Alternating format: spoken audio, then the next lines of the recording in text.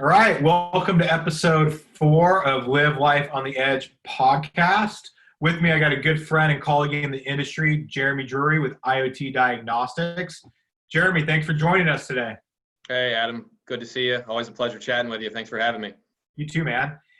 Hey, we've known each other for a couple of years now, right? Through the fluid power industry. I think we have similar stories. You guys do some pretty interesting stuff. For the people listening in, will you give them an overview of IoT Diagnostics, what it is you guys do, and then maybe history of where you came from, like how you incubated, how you got to where you are?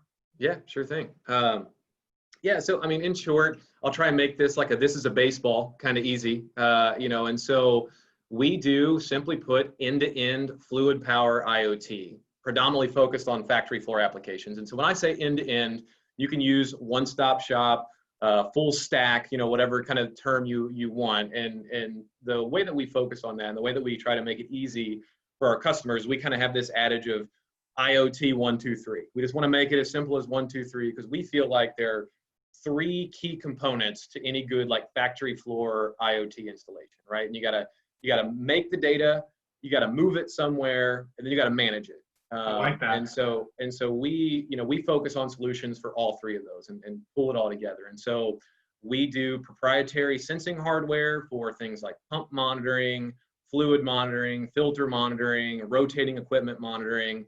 And then we pull into, we also have our own gateway type of data collection equipment as well. But then the tricky middle piece of that, the bridge, is that the movement of the data, and where we see a lot of customers struggle early on, is, okay, I can put a sensor on something, an analog sensor, and it's going to spit zeros and ones. And so you have to scale and configure that data and get things on the network. I assure you, I will not knock any big co's as a part of this episode. So a big co not to be named, they have cool stuff, but good grief, it takes like 8 PhDs to be able to get the things online and up and running. For sure. And so we dove right into that. And so we created an experience that we call IoT Assist, that basically just makes things simple, quick click-throughs that can get any sensor online, scaled, configured, and in the dashboard kind of visual experience in just a couple of minutes. And so that's that kind of middle piece. And then, of course, we have our own visualization tools, so you can see, when you think traditional IoT, it's trending and, dashboards and gauges, alarm setting, and then all the SMS and email notifications when, things aren't trending and tracking the way that they should. So just for me to kind of recap a little bit, you're taking the friction out of customer has a problem, or they have a process they want to monitor, and they're going to go out there and you're going to deploy your hardware, maybe your sensors, maybe other sensors. It's going to click in very easily, and you're going to take the whole friction process out of, hey, what's a sensor? How do I make it from 0 to 5 volts, this type of pressure, into what input? And then how do I get that to my cloud? And how do I start looking at that data in minutes or hours rather than days, weeks, months? Yeah, no, that nails it. And because, of course, unplanned downtime is the big problem, right? But then Sure. when you really get into the IoT in and of itself is a great solution to that, but then IoT in and of itself has its own problems. And especially on the factory floor side, the one that we continue to find is there's a hyper fragmentation in the market. And so, ultimately what happens is then you already have these time-taxed maintenance and reliability guys, operations people, production people, and then they've got to go grocery shopping, and they've got to go with all this time they don't have and go and make sure that, well, I want this sensor and I want this over here. And okay, you may be able to pull that off, but then what happens when there's a firmware update over here, but then a different firmware update on this system? Do they still communicate? What if this company's not in lockstep with this company? And so just everything falls apart, which is, again, why I would argue that, frankly, between you and me and all your listeners, pilot purgatory is still a thing, because people aren't still figuring out how to get through that initial setup. Yeah, so what you just said is so true. We have an application in the Pacific Northwest right now on filters, and that point of if you're going to try to take the separate Lego pieces and build it yourself, especially in a pilot, that is a lot of custom software and integration that you need to support now. Yep. And that takes you away from, or it can take you away from focusing on the actual business problem you're trying to solve. By partnering with full stack companies, right, like IoT Diagnostic, you guys are taking all that burden on. You've invested, I don't even want to think about how much, into make sure that you have a process, a scalable process, the team members to make that happen, and then allow the folks that are driving the operations or in charge of that to focus on that and making sure that holds up in the mud, the blood, and the beer, rather than trying to worry about the bits and bytes. Bingo, nailed it. Awesome, man. Awesome. So I know a little bit about how you guys started, only a little bit though. So I'm fascinated to hear the story. It's similar to ours, I believe. Yep. So can you tell us a little bit about where the idea came from, kind of like first applications, and when you decided to really spin it out as a complete standalone company and go after this sector? Yeah, no, it's good. I'll try and keep the story short and sweet, because I could definitely reminisce here a bit. But I think when I was given the simple of what we do is end-to-end fluid power IoT. Fluid power is in our DNA, right? And I think it's important that we start there, right? Because we're not a Silicon Valley startup. I've now started to see a bunch of software first. Hey, I've got a temperature sensor and I can tell you everything there is to know.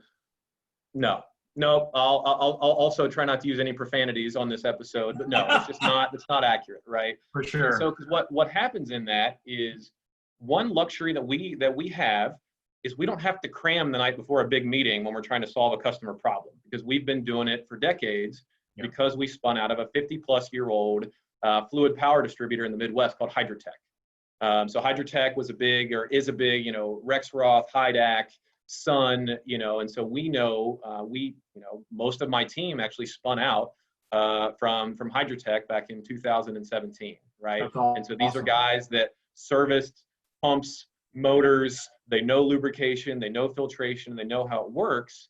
And because of that, we already are prescriptive in our pursuit of the solution, right? Because we already know the problems. And we are the ones now, because we don't have day-to-day, we're not running fluid power systems day-to-day. We could use our day-to-day to make those whose day-to-day is to run fluid power systems easier with technology, right? And so we pulled in some really great resources to kind of, again, pull off the full stack, where we can say, hey, now not only are we going to make and move data, but it's that management piece is where all the value is, right? Because again, if you come from a traditional setup, think about your automobile, right? Historically, you get a check engine light. What do? If you're not a mechanic, you go and take it to a mechanic. They're going to tell you what's going on with it. Or if you're one of those people, you'll just ignore it until something actually goes catastrophically wrong with your car, which good Lord knows we know plenty of them in the fluid power space. For sure. When it comes to their equipment. And so what we want to do is, we want to go beyond just telling you that, hey, your case pressure and case temperature are out of spec, on your axial piston pump, right? And, our big philosophy is in connecting the dots, because if you are just looking at your pump health, good for you. But imagine if you also knew what was going on in your fluid chemistry and in your filtration, and you could start to track, well, if your ISO 4 particles are, skyrocketing, and you've got, less than 4 micron particles roaring through your system, you can guarantee you're going to start to see deficiencies in your pump. And so our goal is to help, especially the incoming fluid power professionals that maybe miss the gap of being well trained by the machine whisperers of old. For sure. They're going to have to rely on technology to say, well, what do I do now? And so we want to create this really simple kind of paint by numbers, where it's not only, let me tell you this data today, but then we're going to split it and look at both sides. Let me tell you the story of what actually led up to this. So let's walk through the degradation branch of what led up to this. And if you don't do anything about it, we're going to go ahead and tell you what else is going to go down in the future based on all of the machine learning and predictive modeling that we're doing as a part of the monitoring. Interesting. So, okay, you just touched on something that I think is so important. People might not realize, if they're not from our industry, there is a major exit of these machine whisperers. right? Fluid Power is not recruiting people that are millennials and younger. Right. They're not coming. And it's not just on the suppliers or the distributors, it's at the OEMs and the consumers of it. They're losing it. They're just losing this wealth of knowledge. And so I think that technologies like yours, we had Andrew on recently, they can tell more and more about the information and the why, Yep. but you don't even know how that came about. So I think that's phenomenal, right? I think this is overlooked, but I think it's a major need that it's going to hit them like a freight train, which is huge. Okay, so the other question I have though is when you found this out inside your parent company or your sister company, Yep. how did that story happen? Was this something that was an internal issue? Was it a customer issue? And when did you guys know that it's time to spin it out as a separate company, right? Yeah. And the reason I love it is in the consumer world, you talk about solving problems that you have. Well, with you guys, you're solving problems that the industry has, and that's where you're coming from the bottom up rather than the top down, which is super fascinating to me. Yeah, and so no, that's great. And so the story actually starts back in 2008, and so the second generation family owner of Hydrotech, a gentleman by the name of Rex Wetherill, who's a brilliant guy, just bleeds fluid power. He had this idea for a case monitoring pump device, right? And this is this was purely analog, idiot lights, red, green, on a device that's just saying, hey, when something's go into a tower. And he surveyed the market, and there wasn't anything out there that would do that like as so fixed on on the case. And so he went and pursued some IP. So we've got as a company, we've got 6 patents now on all of our other stuff, but it started with this, what we call the Pump MD, and really looking at, how to have a really good case monitoring, pump monitoring device, and how do you actually start to extract efficiency, out of those measurements. And so, but the challenge is, and that's where my background comes in, is I'm a global products and a branding guy, right? And Hydrotech being a distributor, distributors aren't typically product designers. For right? sure. And so a really cool idea, it's easy to sit on the back burner. And so it was kind of this kind of fledgling along, idea until around like 2014, 2015, where it started to, get some traction still as an analog device. And then a friend of the company sat down with Rex and said, you know what, man, this would be a really cool IoT device. Nice. And Rex would tell you the story himself. Rex's response was, what's IoT? I owe you what? Yeah. And so, that seed there was like, okay, well, maybe there's something here. So then that was when the Pump MD shifted from more of an analog device to a digital device, because how cool would it be to kind of move beyond the tower light, as we all know now, and sure. have that information. And so then IoT Diagnostics started basically to drive that product to market. So in October of 2016, the formal paperwork was signed to start IoT Diagnostics, and so I got connected with Rex in January of 2017. He slid the Pump MD across the breakfast table for me in our first meeting, and says, "Man, I need someone to take this to the promised land." And if the more you would get to know Rex, he's a really hard guy to say no to. Yeah. And so we started the company, definitely more skunk works for the first 16, 18 months. But now, as it gets into almost Q4 here, we've got 12 products that we are hitting the market with again. So now we go from pump to fluid, to filters, to rotating equipment, because again, there's a bigger story to tell when you can start connecting all those pieces together. That's super interesting. So you guys you'll actually build the custom hardware as well as the software, and you're filling in those gaps, you're expanding it, right? You started here, and we're going to expand to tell the health of the system. Yep. So is your sales path then through both channel and direct to customer? Are you direct to customer and then bringing in channel? And this is something we struggle with in the industry all the time, right? Yep. Because suppliers do it, distributors do it.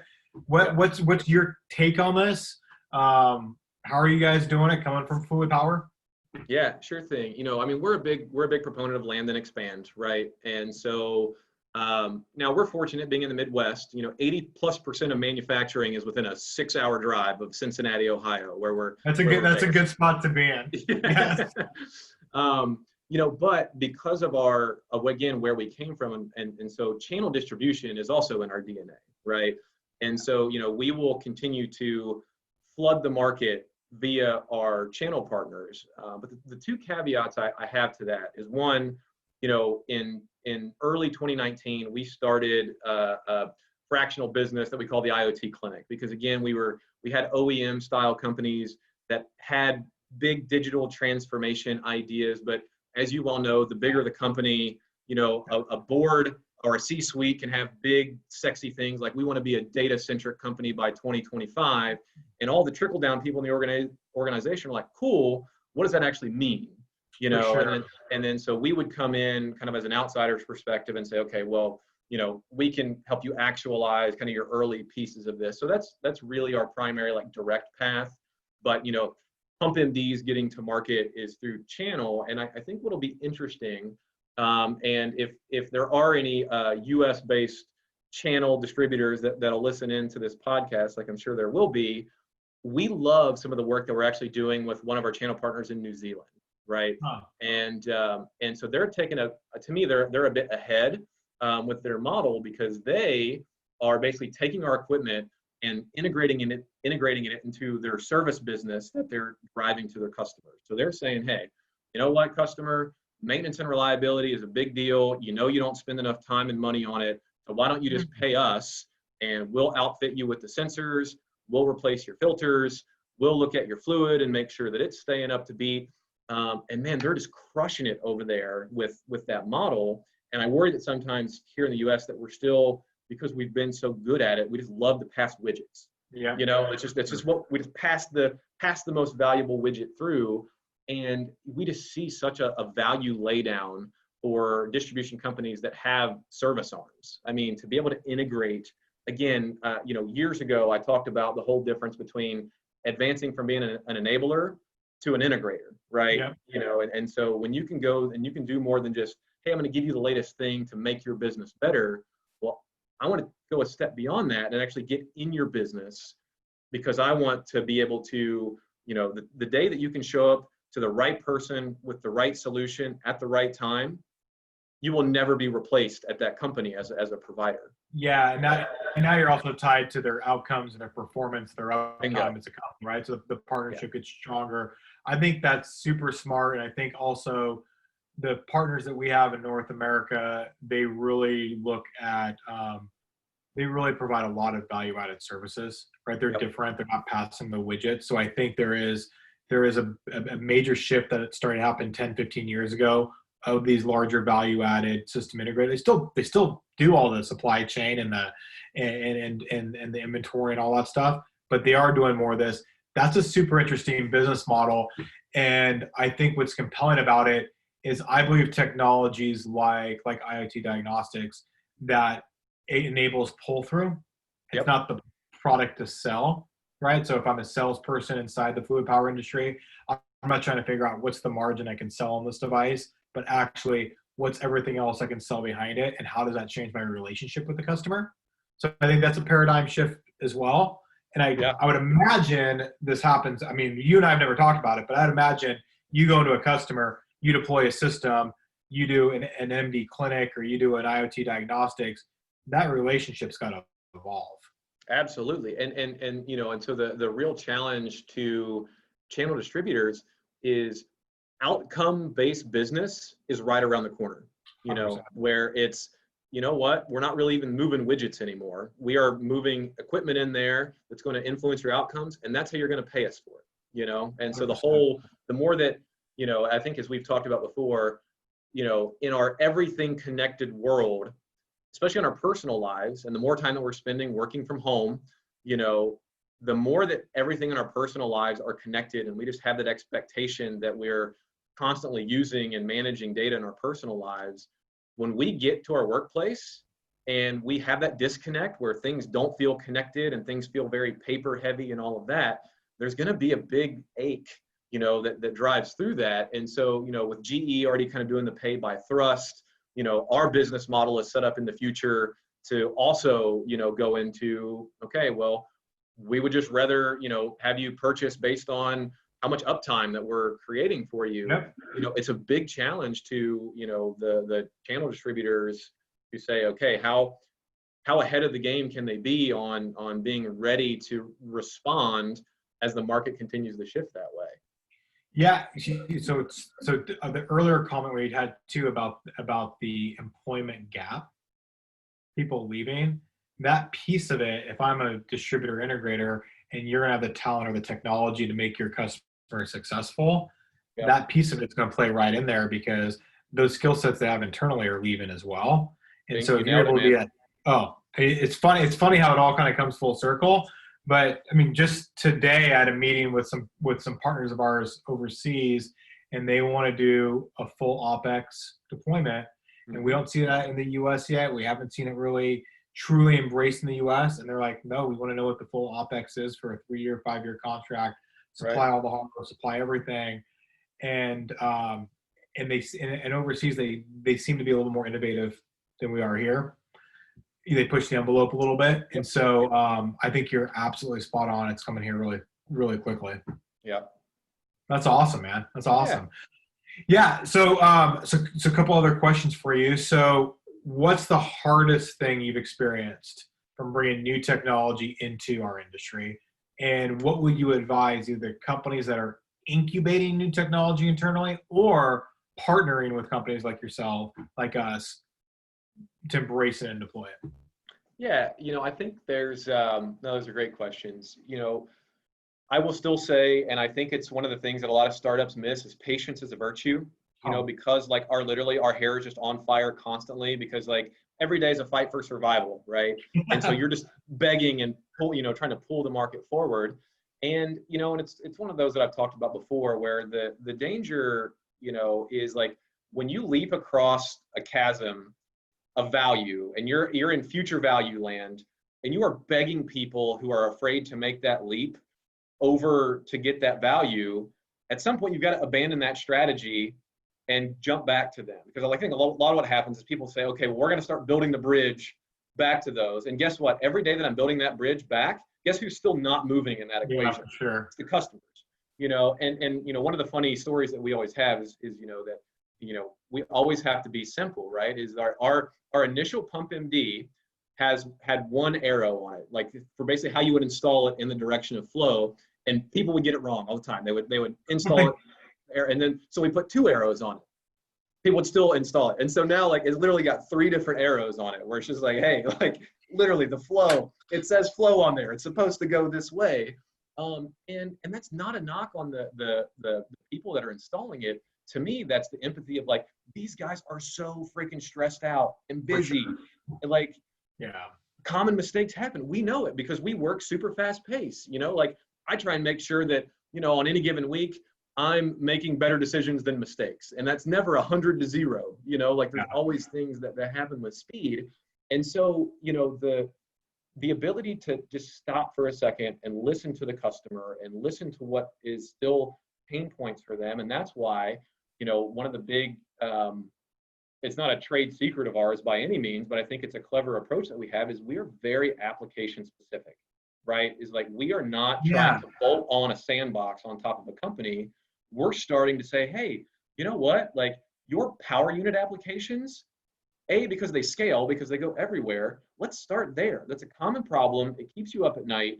Let's start with that and let's outfit one of those and then watch how quickly. And we have seen that win and scale at every single company that we've started that on. You're preaching the choir. Yep. So I think that being application specific, being purposeful built for our industry is huge. I think people come out there and say, hey, we have this big horizontal solution and we can do anything for you. And hey, what do you do over here for this? Do that. No, I think you have to pick a market, pick an application and go on it. And I think that, what we've experienced is a lot of customers are a lot more opt to partner in an ecosystem. Yep. And 3 or 4 years ago, they weren't. So you had to kind of bring in the one platform that could do everything. Yeah. So I think this is super important for our industry because if I'm going into a fluid power distributor integrator that builds power units, and I just want to use your tool, then I can use your tool, your application, your cloud, your full stack, deploy it, and that ramp up is a lot. You're focusing more on the business and how to support the new business models than you are the technologies being deployed. Yeah, and again, I think a lot of it, Adam, is because like I also, 8 times out of 10, we're selling to doers and implementers, not C-suites, right? If our business model was to sell to C-suites, heck yeah, I'm going to sell them the enterprise platform. This thing can go as horizontal. Absolutely.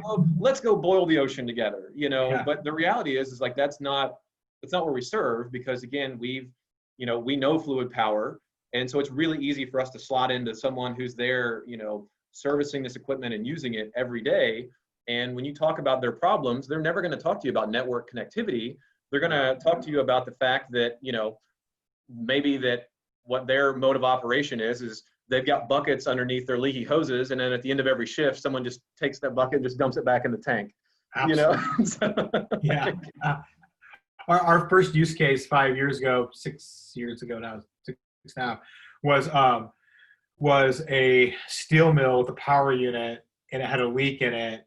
And the power unit alarm clock was going off, and shift 1 put styrofoam and duct tape around it, so you couldn't hear it, and so it broke, and it went down, and it wasn't the cost of the power unit, it was the cost of the downtime, right? But that's the industry. You're so busy, you don't have enough resources. Bingo. Like, get to this later. And Adam, there more jobs are getting cut. They're continuing 100%. to ask to do more with less. I mean, my favorite one of those is like, we knew a guy, a maintenance guy that, he basically had your traditional kind of mechanical filter pressure indicators, little turkey basters. And he got so tired of those popping all the time, he just stopped paying attention to them. Oh, yeah. $1 million downtime event. Yeah. Because they had a massive, because he's just like, I can't deal with hundreds of little, every time I turn around, a filter indicator is coming off. And so I don't know, like, is my housing incorrectly sized?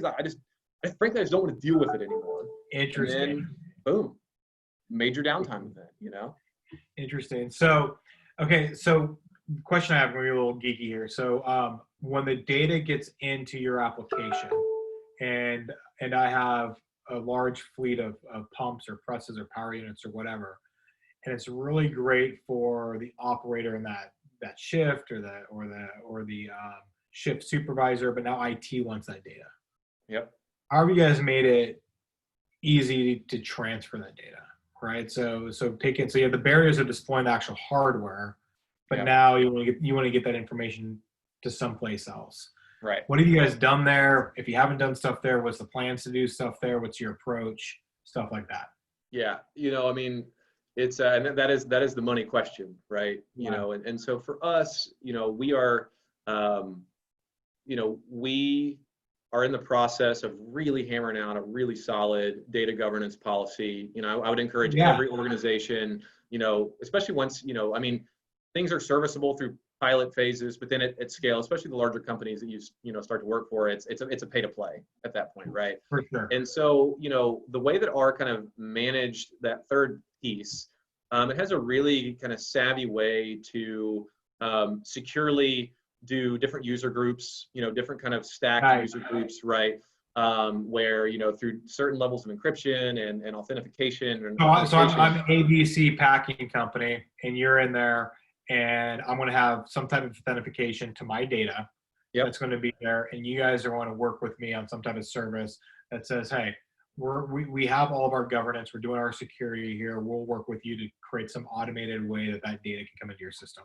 Yeah, absolutely. And so there's a really and then it's always the balance is, again, because we never want to miss the simplification of the process, right? For sure. And so the winner will be who can maintain the highest level of security as easy as possible, right? Absolutely. And so, I mean, because historically, when everything was a bit more kind of analog and ad hoc, like a customer would reach out to us and they would want a piece of equipment. And it was always pretty funny because we're like, great, here's a one pager. Can you please send this to your IT department before we actually continue the conversation? You know? And like what a way to like receive, be like, cool, thanks for being interested in what we're doing, but we've seen the right, like we know how this goes. Yeah. So why don't you go, I know you probably don't even know the IT manager's name, but why don't you go ahead and like, you know, integrate that person in. But we are finding a lot better like smoothing of that process, you know, even in the last 8 months. And nobody wants to go talk to their own internal IT team, right? Right. And so nobody wants to go talk to their internal IT team. Yeah. That's awesome. So your biggest use cases, man, talk to us about some wins. Just talk to us about some applications, some use cases, kind of paint the picture. Something that's neat that gets, you know, people excited. Maybe they don't know much about industrial IoT. They don't know much about the fluid market. Like what's been the really cool, like the customer's gone, aha, or this is awesome, or whatever that's about. Yep. So I got three short ones for you. You know, so one in the, you know, we'll call use case one, like the traditional IoT diagnostics will be successful the more that we can replicate this. And this is kind of our entire business model. And again, it's that connect the dots piece, right? Where, you know, we launched into, you know, we got introduced into one major global company, you know, near Cincinnati. And, you know, they were having constant fluid issues. So we deployed one of our fluid monitoring / varnish control systems, saved them a $25K, you know, oil replacement, right? Wow. And so now the door is cracked, you know, and then so from there we started them on a filter monitoring pilot, and then within the first 10 days found that their entire filter housing setup was incorrectly sized. So no wonder, and by the way, this isn't the person that had the $1 million downtime. This was a different, you know, a different setup. And so, man, this guy was like a kid in a candy store when he like finally understood the root of that problem. Okay, so now we've layered on an additional thing, and then you know, they were really big into energy monitoring. They're a European parented company. They're really big into ISO 50001, and so we deployed a whole fleet of our dock devices, which that's our analog, or sorry, not our analog, but it's basically our data collector / gateway. So we're monitoring everything under the sun in this section to see what's actually you know, causing energy sucks. And it was funny because as we're doing that, we started to identify some issues that he was having in his accumulator, which was tangential. Because again, now we're in the managed data piece of it. You can really start to identify stuff. And now we're doing vibration. And so again, it's like just boom, boom, boom, boom, boom, you know, and there's global buy-in to what we're doing over there now because they actually see the benefit of it. That's use case one. That's so cool. Use case two is a topic that I've talked about out at IFBI earlier this year, and it's the whole idea of like companies like yours and mine that can really drive to be the nucleus of an ecosystem of value. And so there's another big company that we're working with to help them better prevent steam turbine downtime. Because again, it's in power generation, massive, expensive downtime events. And so, you know, our fluid monitoring system is in there, and it's you know, distributing data. But there's literally like 5 key, all different companies that are circling around. And like that's the beauty of IoT that I think people are scared of.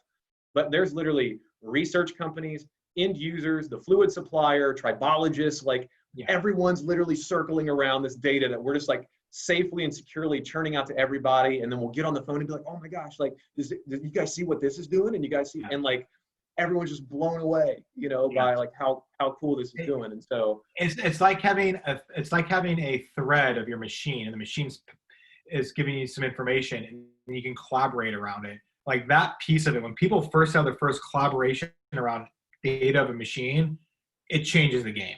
It's Adam, imagine sitting at a conference room table where everybody has information rather than assumptions.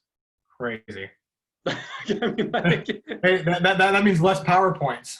That's exactly right. Because now everyone's saying, now it's not, well, what do you think and what do you think? Like everyone's looking at the same data and being like, guys, no, like here's actually what this is. So like, what does that mean for you and for you, and how can we collect? Like it just so cool. All the rigmarole of like how relationships usually start and feel kind of weird, all that just disappears when you're actually starting on in a good piece of data. And so then the third one, final, it's just again solving Simple but really big business problems. So, one of our other partners, they're working on a big timber application, and the company they were working for is about to expand. And again, we were looking at stuff on there and found that they were using about 1/8 of the power that the people that were supplying them the equipment said that they needed. So they're about to expand their whole facility, buying the same equipment. And suddenly we told them that, well, hey, before you go and invest X amount of $100,000 on this equipment, you don't actually need it that robust and that oversized. And so That's it's, cool. again, a massive savings event for them, all because, frankly, they just got data that they're looking at. And again, this isn't, the basic stuff. You don't need to have a data science degree to look at it and be like, well, someone told me it should be here, and we're actually showing it here. So, okay, that's an easy kind of react and move kind of decision. It's funny because I always say that like AI and data science kind of for the PowerPoint, and then you might do some machine learning maybe, but it's probably just some very basic data analytics and regression type analysis, and that is the low-hanging fruit. And there is so much waste inside the industry, financially, productivity, efficiency, or energy, that the payoff's huge, man. The payoff's huge. So to kind of wrap it up, what are you excited about? Like when you look at the industry, like you're a visionary. You've seen this. I've had talks about where it's going. What excites you? Like what do you see down? Either in COVID, post-COVID, you name it. What pumps you up? Yeah, to me, I believe, when I think about the kind of the pendulum model of research and then investment, I feel like literally that pendulum of research is pulled back about as high as it could possibly go at this point. Because, what was 18 months ago, even to sell a sub-$1,000 sensor system, oh my gosh, the sales cycle to do that was just insanely long, and then now, before COVID hit at the beginning of the year, we did a little road tour just in Ohio back in January, and we would literally within an hour talk to someone, understand their problem, present them a solution. They're like, all right, let's do it, and we're like, wait, like let's actually do it, So good. And then I know, COVID's obviously corrupted a lot of people's budget. People are still just kind of uncertain. And so, we've definitely, obviously have had some things go on hold, but all that time of like, okay, I'm just going to wait and see.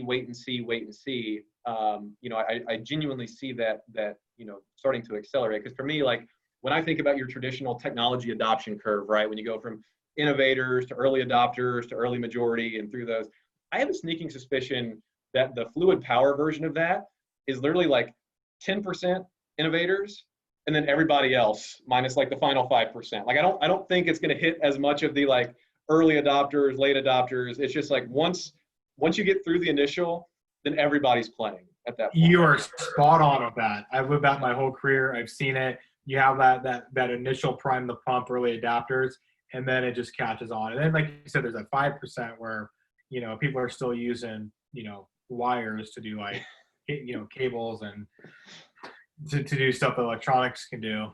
Yeah. Now, this is fascinating, man. So if people want to learn more about your product, what's a good website for them to check out? I think there's going to be some people that listen in that are going to find what you do super interesting and compelling for the factory floor. Yeah, sure thing. I appreciate that. Yeah, simplest way, go to iotdiag.com. So that's iotdiag.com. That's our main website hub. You can learn a lot about us. And then, of course, always feel free to shoot me a follow on LinkedIn, and we can keep the conversation going over there. Awesome. Hey, man, thanks for joining me, and excited to see how you guys grow this year. Yeah, sure thing. Likewise, man. Love what you're doing with this. Keep that message going. Keep people moving forward, man. Appreciate it.